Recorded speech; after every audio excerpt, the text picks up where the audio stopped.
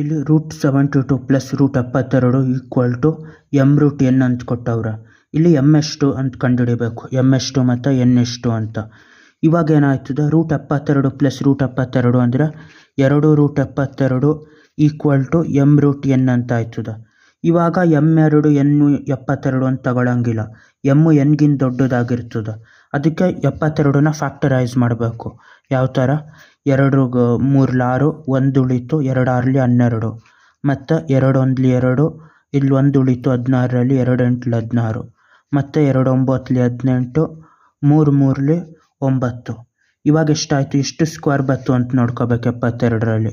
ಇಲ್ಲಿ 2 3 2 ಬತ್ತು, ಅದನ್ನು 1 2 ಮತ್ತು 2 ಸೇರಿಸ್ಬಿಟ್ಟು 2 ಸ್ಕ್ವೇರು, ಮತ್ತು 3 2 ಸತಿ ಬಂದಾಯ್ತು, ಅದನ್ನು 3 ಸ್ಕ್ವೇರ್ ಅಂತ ಬರಿಬೋದು. ಇವಾಗ ಏನಾಯ್ತದೆ, ಇಷ್ಟೂ ಇಲ್ಲಿ ಬರಿಬೇಕು. ಇದರಲ್ಲಿ 2 times of 2 square times of 3 square ಅಂತ ಈಕ್ವಲ್ ಟು m√n ಅಂತ.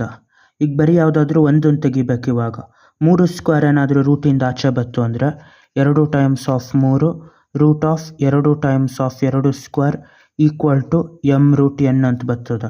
2 3 6, 6 ರೂಟ್ ಆಫ್, ಅದನ್ನು ಪೂರ್ತಿ ಮಾಡಿದ್ರೆ ಎಷ್ಟಾಗ್ತದೆ, 2 ಸ್ಕ್ವೇರ್ ಅಂದರೆ 4, 4 2 8 ಆಯ್ತದೆ. ಅವಾಗಲೂ ಈ ಥರ 8 ಆದಾಗಲೂ ಏನು m n-ಗಿಂತ ದೊಡ್ಡದಾಗೋದಿಲ್ಲ.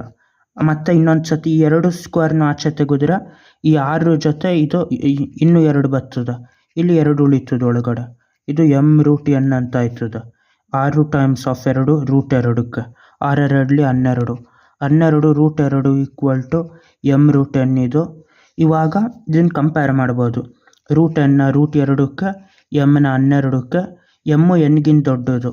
ಅಲ್ಲಿಗೆ m ಅಂದರೆ 12, n ಅಂದರೆ 2. ಬಾಯ್.